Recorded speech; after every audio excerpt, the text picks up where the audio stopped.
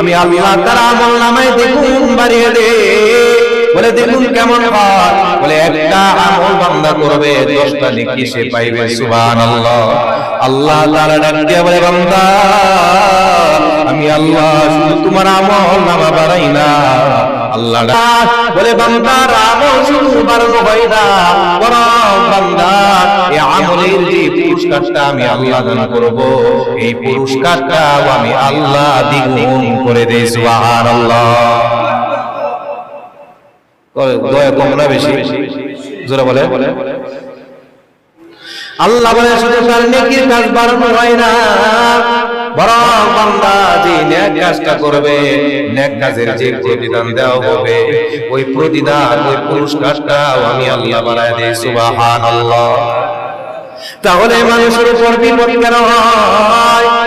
মানুষ কেমন বিপদগামী হয়? মানুষ কেন পেরেশানির মধ্যে পড়ে যায়? মানুষ কেন বিপদের মধ্যে